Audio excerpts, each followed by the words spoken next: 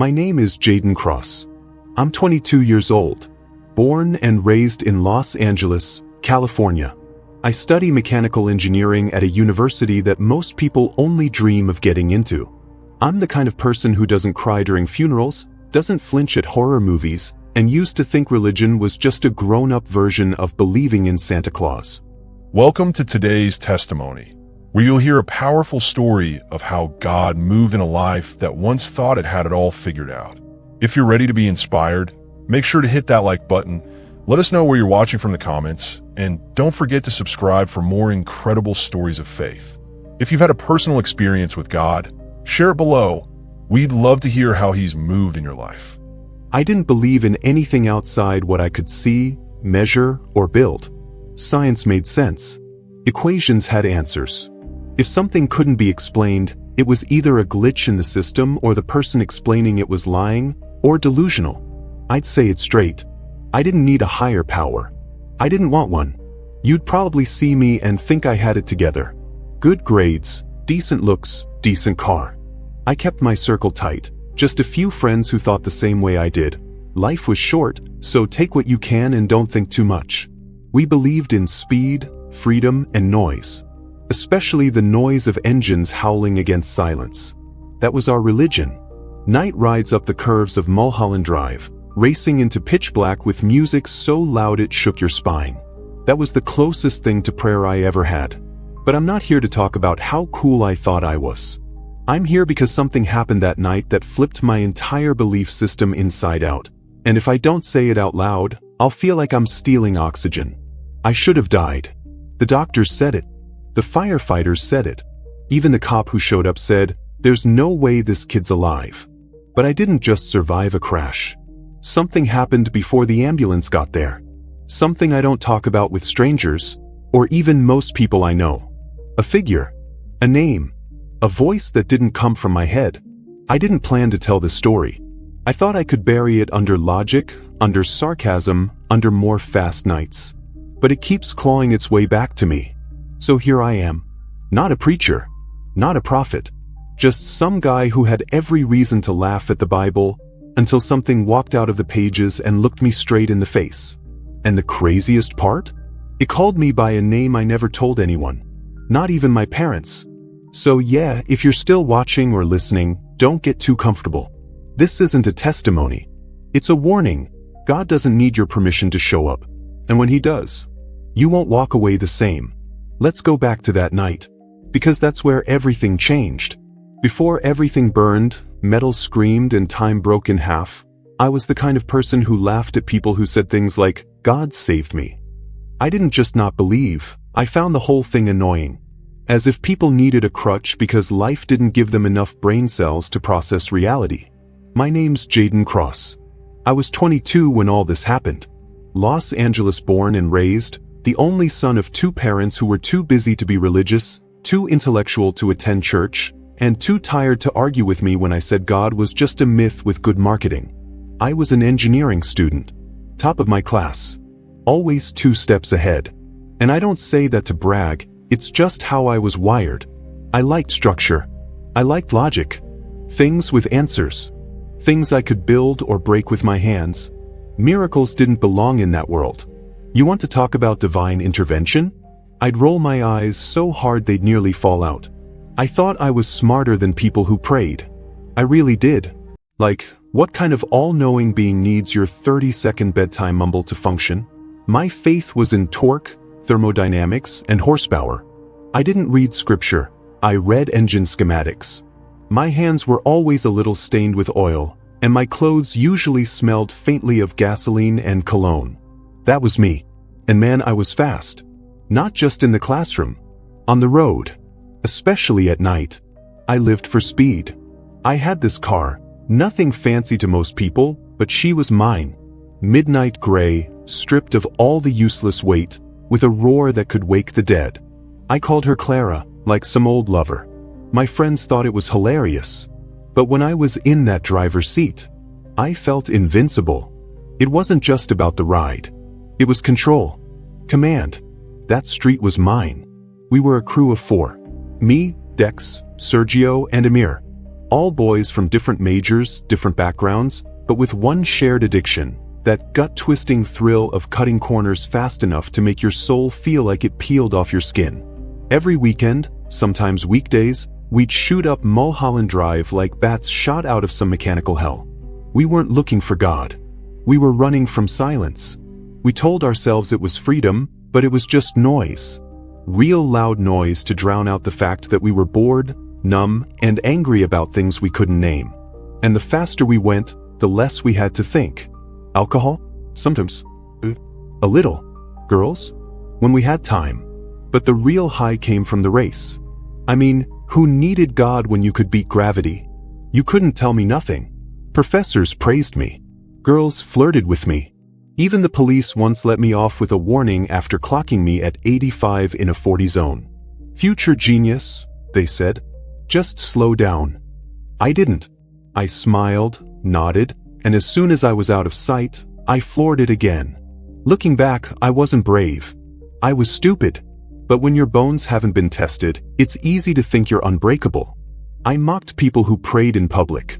I laughed during religious debates on campus, calling them emotional performance art. My roommate once invited me to a Bible study and I replied, "Sorry, I already believe in gravity." The room chuckled. He didn't. But deep down, and I didn't admit this to myself until much later, there was something wrong. Something cold. I had nights where I couldn't sleep. Not because I was thinking, but because the silence felt loud. Like something was missing, but I didn't know what. I'd stare at the ceiling, feel that weird ache in my chest, and then go rev the engine just to make the feeling go away. Arrogance doesn't show up with horns. Sometimes it's just you thinking you've got everything figured out when you're actually blind. I wasn't untouchable. I was just untouched for the moment. And when life hasn't hit you yet, pride can look a lot like confidence. People said I was intense. I called it focused. People said I was cold. I called it clarity. People said I had a wall around me. I called it wisdom. Looking back, I realize it wasn't strength. It was fear dressed up in attitude. The truth is, I never actually questioned God. Because to question something, you first have to believe it might be there. I didn't believe. So I didn't question. I just moved through life like it was a game I was winning. And I was winning until the night I should have died. You don't forget the sound of metal folding. You don't forget the moment your lungs go still and you're not sure if it's the wind being knocked out of you or your soul slipping. But I'm getting ahead of myself. That night didn't start out any different. Just 4 guys for cars, 1 wet road, and egos too big to fit in our rearview mirrors. If you told me an hour before that my entire view of reality would be shattered by a whisper, I'd have laughed in your face. But that's the thing about arrogance. It doesn't ask for permission. It just walks you straight into the edge and dares you to jump. And I did. I jumped without knowing someone was already at the bottom, waiting to catch me. He didn't finish. He grabbed my shoulders, shook me like I was some vending machine he couldn't get answers out of. And I just stood there, silent. A paramedic ran over. Another one behind her. She touched my wrist, checked my pulse, touched my neck, looked at the other guy, shook her head. No lacerations, she said. Nothing. She looked at me like I was either a miracle or a malfunction. They asked me where I hurt. I didn't know how to answer. Not because I didn't feel pain, but because I didn't feel anything. Let me explain something. When your body goes through trauma, real trauma, your brain tries to protect you by freezing. Numbness. Emotional shutdown. But this was different. I wasn't frozen. I wasn't in shock. I was separated. Like something had scooped me out of myself and dropped me back in after the storm had passed. Then came the worst part. They took me toward the wreckage. Slowly, I turned my head and I saw it up close. There was no way out of that car. No door intact. No broken window wide enough. No visible gap where a body my size could have slipped through. Nothing. But somehow, I did. Sergio arrived. Then Amir. All 3 of them just stood there, staring at me like I had horns or wings. Dex whispered under his breath, "I thought you were dead, man." And his voice cracked like a kid who didn't want to cry in public. I wanted to tell them the truth. That I didn't remember getting out. that I wasn't sure I had gotten out. But something held my tongue. Something told me I wasn't supposed to speak yet. So I kept quiet. Later, at the hospital, they ran tests, scans, blood work, monitors, machines I didn't even know existed. They couldn't find a thing wrong. No concussion, no fracture, no bruising, not even from the seatbelt. One nurse muttered, "Maybe he wasn't in the car." I wanted to agree. I wanted to believe I'd somehow bailed out early. Maybe I jumped. Maybe I flew out the window. Maybe the door popped open at the last second. But no, that seatbelt was still buckled. That car had no shattered windows. And the door was jammed shut, crushed into itself like a crushed soda can. Explain that. I dare you. I know what the atheists would say, because I was one. They'd say maybe I blanked out, maybe the impact threw me. Maybe adrenaline did something wild. But how do you survive something without a single scratch when even airbags can't cushion steel? And more than that, how do you explain the figure? Because yes, there was someone there, just past the wreck, near the tree line, watching. So, not glowing, not floating, not dramatic, just present. I blinked once and it was gone. But I swear to you, I saw it. A silhouette, white clothes, bare feet, hands at its side. And when it turned its head toward me, I felt the most terrifying, crushing wave of knowing I have ever felt in my life. It didn't speak with a voice. It didn't have to, because I heard it in my chest. It said a name I hadn't heard since I was 6. My grandmother's name for me. A secret pet name she used to whisper when I was sick. She died when I was 9. I never told anyone what she called me. Not my mom. Not my friends. No one. But that figure knew. That's when the tears came. Out of nowhere. No pain. No thought. Just a flood. I started shaking. The paramedic thought it was shock, tried to hold me still. But it wasn't that. It was recognition. I knew in that moment that I hadn't saved myself. I hadn't been lucky. I hadn't slipped through some impossible crack in time. I had been pulled out. Like a hand reached into the wreck and said, "Not this one. Not yet. You can think I'm crazy. You can mock me." I would have mocked me too. But when your heart gets touched by something that doesn't need proof to be real, something shifts. You can't go back. Not fully. I didn't walk out of that accident. I was carried. And whoever did it knew me better than I knew myself. You ever think you're alone? That you're in control? That you've got the wheel and nothing can touch you? Yeah, I used to think that too. Until I was surrounded by metal and silence and still heard a whisper meant only for me. The next part is worse. And stranger. Because what do you do when you're given a second chance you didn't ask for, by a God you never believed in? You ever look at something that isn't supposed to exist, and still know, without a shadow of doubt, that it's realer than everything around you? I have. I was standing beside the wreck. That mangled mess they used to call my car. It still smelled like metal and burnt rubber. Sirens echoed in the distance, but they weren't loud enough to drown out what I saw or what I felt. It happened when everyone turned their backs.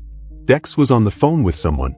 Amir and Sergio were pacing, arguing about whether they should call my mom or wait for the hospital to do it. The paramedics were packing up their stuff, trying to look busy in a scene that didn't make medical sense. I was standing alone, just staring at the wreck, still numb, still not able to understand how I wasn't dead. And that's when I saw him, or whatever that presence was. I didn't hear footsteps. No sound at all, actually. It was like the whole world paused again, just for a few seconds, and every background noise got swallowed up in the same quiet that had filled the air right before the crash. Out of the corner of my eye, I caught something that didn't match the chaos around it. Still upright, about 20 feet away, by the trees, right at the edge of the street, just where the mountain dips off. At first, I thought it was a bystander. Maybe someone curious, maybe another driver pulled over to check out the wreck. But no one else was reacting. Not the medics, not my friends. Nobody looked that way. Nobody said anything. That figure wasn't there for them. It was there for me. It wasn't glowing. No wings. No halo. No theatrics. Just standing. Wearing white that wasn't shimmering or new. It looked worn. Simple.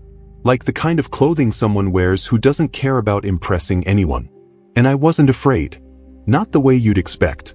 It wasn't horror movie fear. It was something deeper. Something heavier. Like my bones remembered something I didn't. Its face was blurry, like you could see it, but the second you tried to focus, it softened. The way a dream slips away when you open your eyes. But the figure didn't need a face. Because I could feel the stare. Right in the center of my chest. It was looking straight into me, like it already knew the things I wasn't proud of. And still it didn't look away. I don't know how long I stood there. Maybe seconds. Maybe minutes. But time wasn't moving the way it normally does. And then, it said something. Not out loud. Not through lips. The mouth never moved. The wind never shifted. But somehow I heard it. Direct. So, a whisper that didn't come through my ears but dropped right into my soul like a pebble sinking to the bottom of a deep well. It said a name. Not Jaden. Not son. It said, Baby Bear. I froze. You don't get it. That name doesn't exist anywhere in my adult life. Not in my phone. Not in my emails. Not in my social media. That was my grandmother's name for me when I was a kid. Only her. She called me Baby Bear when I had night terrors. When I used to cry after thunderstorms. She'd rock me and say, my baby bear's okay. God is watching. She died when I was 9, buried with that name. I never told anyone about it. I barely remembered it myself until that exact moment. So how did this presence know? My legs gave out. I dropped. No tears yet. Just knees on the pavement. I didn't care who was watching. The concrete bit into my jeans, but I barely felt it. I just sat there, head down, breathing like I'd just run a mile. My whole body shaking like it had finally realized what just happened. And for the first time in my adult life, I was terrified of something holy. Not the religion kind of holy, the real kind. The kind that doesn't need permission. The kind that doesn't fit inside a church or a Bible app. The kind that shows up uninvited and still owns the room. I didn't know what I was supposed to do. Say thank you? Say sorry? Scream? Laugh? My brain was scrambling for something to grab onto, but everything I believed had been knocked off the shelf. The figure didn't move. It didn't flinch. It just stood there, watching. Then, just as quietly as it came, it turned. No rush. No sound. And it walked back into the trees. Gone. Not disappeared. Just gone. Like it had never been there to begin with. Dex walked up behind me. You good? He asked, nervous. He was holding my jacket. I'd left it in the car. He tried to hand it to me, but I just stared ahead. He looked at the spot where I had been looking. What are you staring at? He asked. I didn't answer. Because I already knew the answer, and I didn't have the courage to say it out loud. Whoever that was, wasn't from here. And I don't mean that in a science fiction kind of way. I mean it in the most serious, unshakable way possible. That presence, whatever it was, had authority. Like it belonged somewhere bigger, heavier, older than time. And somehow it knew me. Not the surface me. Not the GPA. Not the street racer. Not the kid with the clean clothes and smart mouth. It knew the scared little boy who used to wet the bed when he heard thunder. The one who curled up in grandma's lap and prayed a prayer he didn't understand. The one who stopped believing in God because silence felt safer than disappointment. And that name cut through every wall I had ever built. I didn't tell the guys. Not that night. Not the next day. I didn't tell the hospital staff. I didn't post it. I didn't text it. I sat with it. In my room. Alone. In the dark. For hours.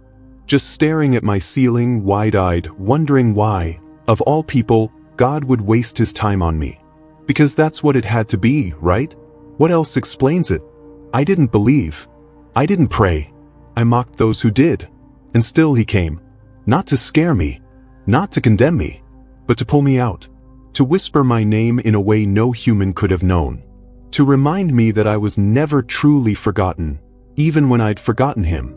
If that doesn't scare you a little, I don't know what will. The presence left. But something stayed with me. Something I couldn't shake. Something that started to pull at the very center of my soul. And for the first time since I was a child, I wanted to know who God really was. Not the one from memes. Not the one people use as a punchline. Not the political version. Not the churchy version. I wanted to know the one who knew my nickname. And I wasn't ready for what came next. I didn't go to church after the accident. I didn't pick up a Bible. I didn't call a pastor or suddenly join a choir. What I did was sit on my bed every night, staring at the wall like a man who had seen a ghost and wasn't sure if it had left. The thing is, I didn't feel saved. I felt exposed. Like I'd been caught cheating on a test I didn't even believe I was taking. The moment that figure whispered my nickname, something cracked, and I couldn't seal it back up. For a few days, I tried to keep up the act. I went back to class. I even laughed when one of my professors called God an ancient coping mechanism. I forced myself to nod like I agreed. But I didn't. Not anymore. And that scared me. Because when your identity is built on being smarter than belief, what happens when belief knocks you off your feet? At night, I couldn't sleep. Every time I closed my eyes, I saw the wreck. I heard the silence. And then I'd see him again, standing in white, saying nothing, doing nothing, just watching. That stare wasn't angry. It wasn't disappointed. It was worse than that, it was full. Like he already knew every excuse I was going to give and didn't need to argue with me about any of them. That kind of silence makes a man panic. So I did what I always did when life got too loud. I researched. I pulled up every near-death story I could find. Videos, forums, medical journals, atheist blogs. I needed someone, anyone, to tell me that what I experienced was just brain chemistry. Maybe a survival mechanism. Maybe a hallucination. Something my mind cooked up to protect itself from trauma. Except, none of it lined up. People described bright lights. I saw none. People heard harps, choirs, voices. I heard one whisper. People met dead relatives. I met someone alive. And nobody talked about being called by a secret nickname. One that had been buried for over a decade. I was looking for science to explain something holy, and the more I searched, the more foolish I felt. Not because I found answers, but because everything I used to stand on started feeling like sand under my feet. And that's when the fear really set in. Because if God was real, then I wasn't just wrong, I was accountable. Not just for what I believed, but for how I lived. That realization hit me at 3:13 a.m. one Wednesday night. I was in bed, scrolling, trying to exhaust my brain into sleep, when I just stopped and stared at the ceiling. I said something out loud, like a dare. Alright, if you're real, say something. Silence. I scoffed, rolled over, tried to laugh it off. And then my phone buzzed. I kid you not, 3 seconds after I threw that sentence into the air, my phone lit up with a text. From an unknown number. One word. Still. That's it. Still. No contact name. No history. When I tried to reply, the number didn't exist. I froze. Because that's the exact word my grandmother used to say when she prayed over me. When I'd squirm or panic or cry, she'd whisper, "Be still, baby bear. He's here." I don't know how long I stared at that screen. But I cried. For real. Not the single-man tear kind. I mean full-blown, face-covered, nose running, body-shaking crying. I didn't even know why. It wasn't sadness. It wasn't relief. It was everything. Because in that moment, I knew I had run out of arguments. I wasn't alone. I wasn't lucky. I wasn't clever. I wasn't in control. I had been caught by a God I didn't believe in. A God who didn't need me to believe in him to move. And for the first time in my life, I realized the thing I feared most wasn't death. It was being wrong. Being wrong about God. About grace. About the fact that maybe, just maybe, I wasn't the main character in this story after all. You want to know what broke me? Not the crash. Not the figure.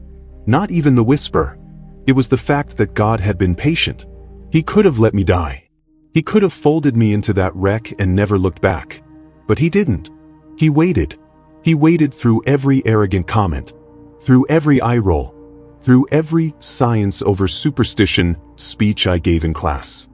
He waited while I ran red lights, while I cursed his name, while I slept through the emptiness thinking speed would fill it.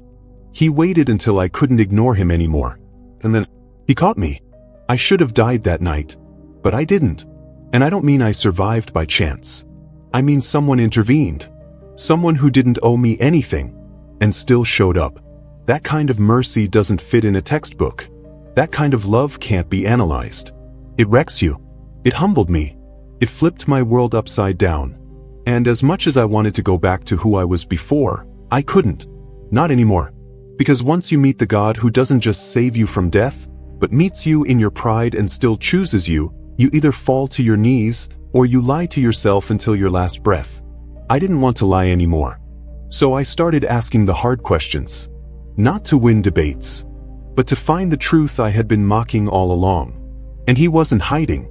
He was waiting. Nights got darker after that. Not physically. The city still glowed with its usual fake neon warmth, and traffic still screamed down the freeway like nothing had changed. But something in me had.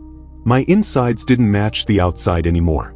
It was like walking around in a borrowed body, pretending everything was normal, when deep down, you knew the roof had already caved in. You were just standing in the wreckage, pretending it was still home. I couldn't joke about God anymore. I couldn't sit through debates in class where someone called faith a delusion and laugh along. I'd half smile, nod, maybe even add a sarcastic comment to keep the mask on. But inside, something twisted. Not guilt. Not yet. Just this growing weight, like a boulder I had to carry everywhere, and every time I tried to ignore it, it pressed harder into my chest. The voice hadn't returned since that whisper in the trees, but I felt watched. Not in a creepy way. In a known way. Like someone was sitting in the back row of my life, quiet, still, arms folded, just waiting for me to stop pretending I didn't see them. So one night I cracked. It was around 2:40 a.m. I was sitting on the floor in my apartment, lights off, screen dimmed, just scrolling through random YouTube videos trying to avoid that one Christian recommended video that kept showing up in my feed. The thumbnail was a guy crying with the title, "I saw Jesus and he called my name." I rolled my eyes every time I saw it, but I never blocked it. Part of me wanted it to stay there. Like a dare. That night I tapped it. I don't know why.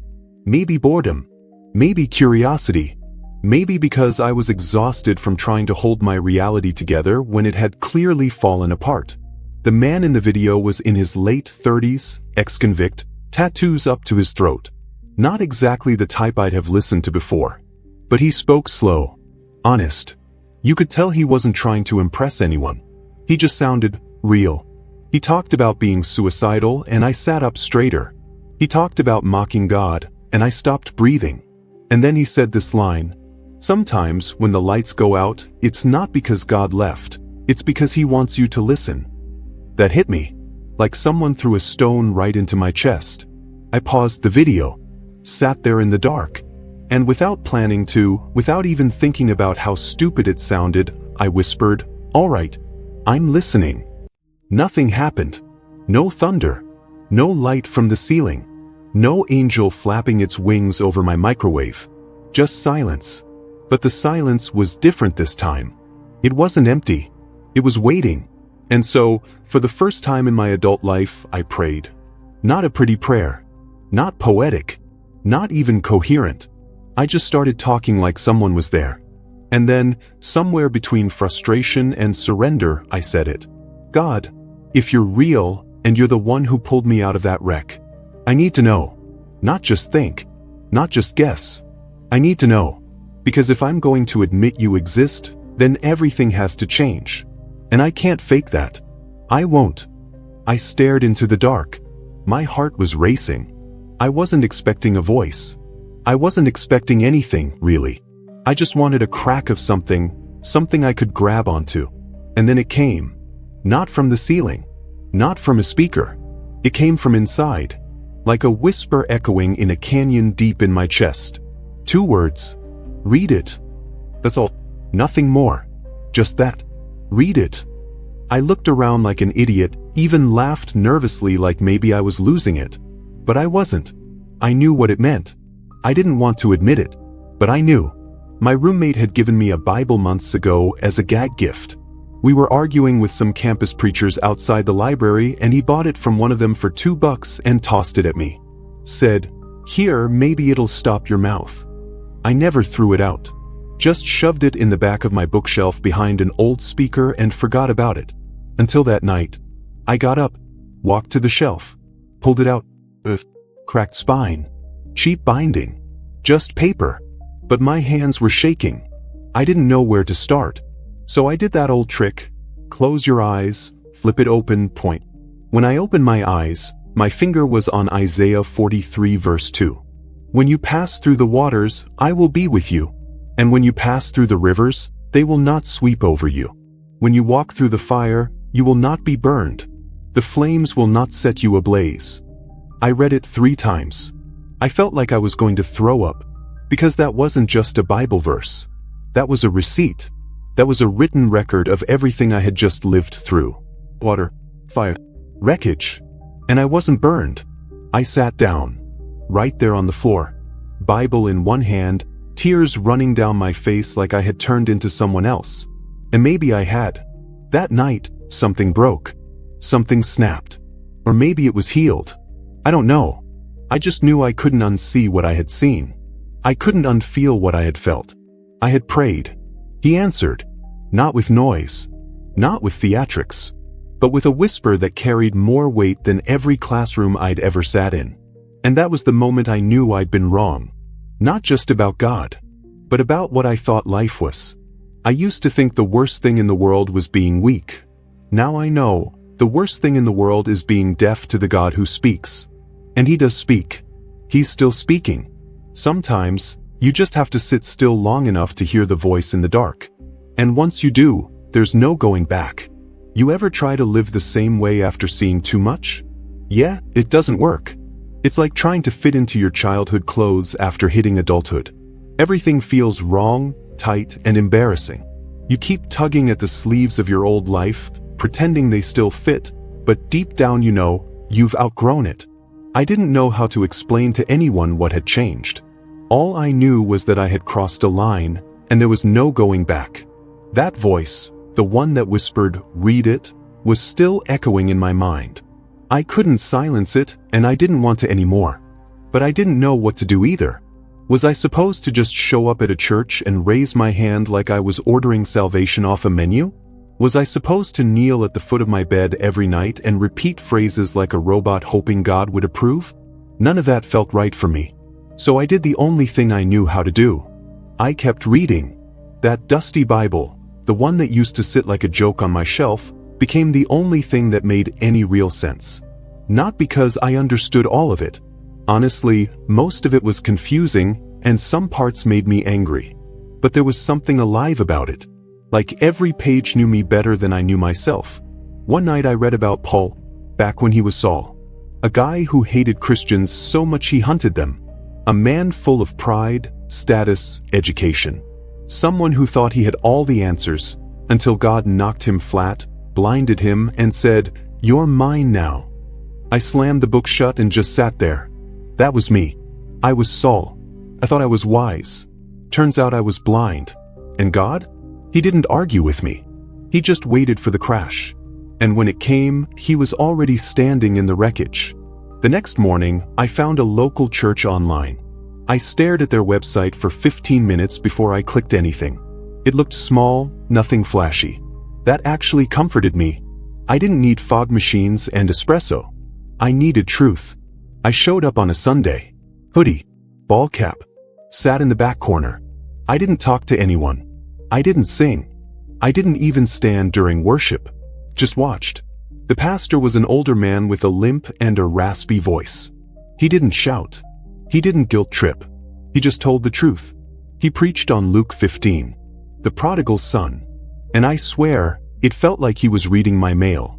The part that broke me was when the son came home, filthy, ashamed, rehearsing an apology, and the father didn't even let him finish. He ran. He ran toward the son, arms open, before a single explanation was given. I cried right there in that back pew. Quiet, ugly tears. I pulled my hoodie over my head so nobody would see, but I think they knew. And I didn't care. Because I finally got it. God didn't wait for me to have the right words. He didn't need an apology that sounded deep. He just wanted me. Even if I came in broken. even if I still had questions. Even if I still smelled like the wreckage I'd crawled out of. I was no longer trying to figure out if he was real. I knew he was. The new question was, who was I now? And slowly, gently, he started to show me. I started praying, awkwardly at first. It felt weird, like talking to a stranger. But that stranger had pulled me out of a car wreck and whispered my childhood nickname, so I figured I owed him at least a conversation. I stopped racing. I stopped sleeping around. I stopped numbing myself with parties and speed and noise. I lost friends. Some laughed in my face. Said I'd gone soft. Called me Jesus boy like it was an insult. And honestly, I deserved that. I had mocked people of faith for years. I had looked down on Christians like they were dumb or weak. So when the roles flipped, I kept my mouth shut and took it. I didn't become perfect overnight. Far from it. I still messed up. I still said stupid things. I still had days where I doubted, where I ranted, where I wanted to crawl back into my old skin. But the difference? I wasn't walking alone anymore. Every time I got low, he was there. Quiet, steady, patient. One night I prayed, God, why didn't you just leave me there? In the wreck. I deserved it. And I felt this warmth, not in my body but in my mind. Like someone had placed a hand on the back of my head. The answer came clear. Because sons don't belong in graves. That wreck wasn't a punishment. It was a rescue. I had been running toward a cliff at full speed, mocking the very hand that was reaching to pull me back. And when I finally fell, he caught me. Not because I earned it, but because he's a father. And that's what fathers do.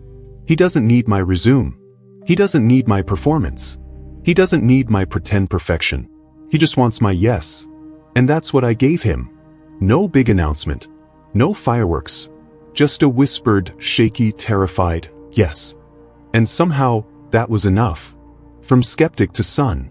Not because I found God, but because he found me. And refused to let me stay lost. People still look at me funny when I tell them the car crash wasn't the real miracle. I guess that's what happens when you walk away from a heap of twisted steel with no broken bones and say, that's not the crazy part.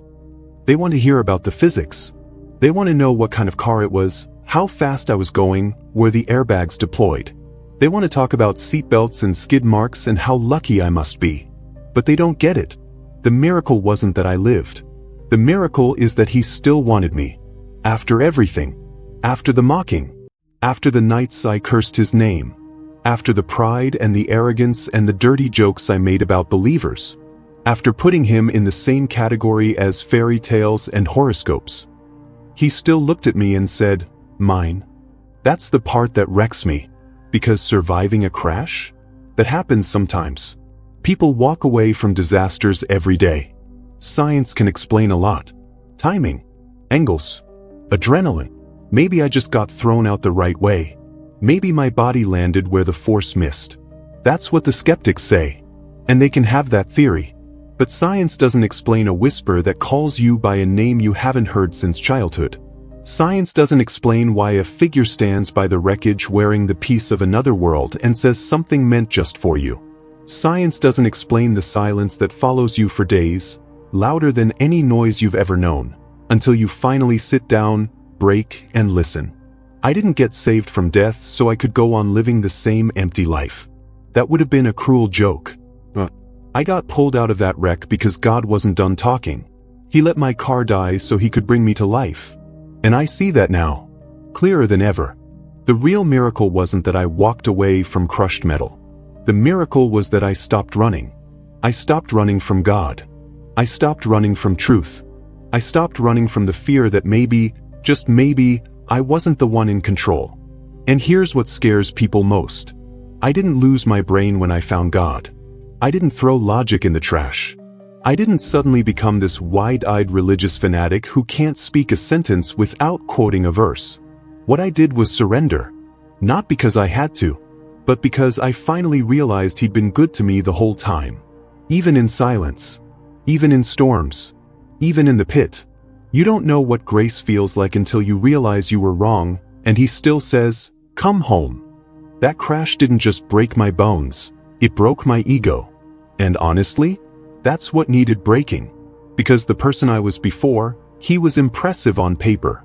He had the grades, the confidence, the sarcastic punchlines.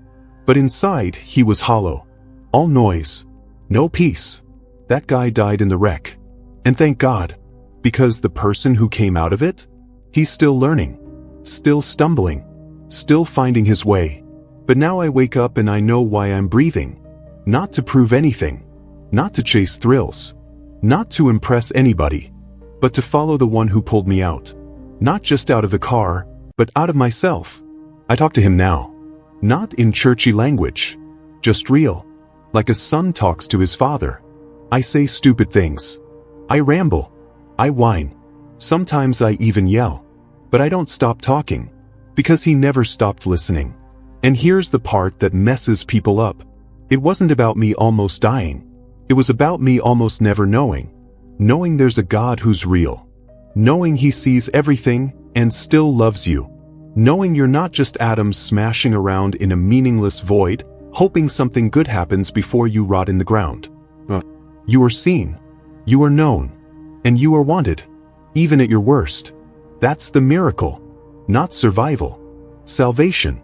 And if you've ever rolled your eyes at faith the way I used to, if you've ever thought, God is just a story for weak people, I challenge you to ask the same thing I did. Just say it. Alright God, if you're real, I'm listening. And then wait. Because when he answers, you won't need proof anymore. You'll just know. I don't know where you are right now, whether you're sitting in your room, walking down the street, or staring at your phone screen in disbelief. Maybe you're rolling your eyes, thinking this is just another feel-good story.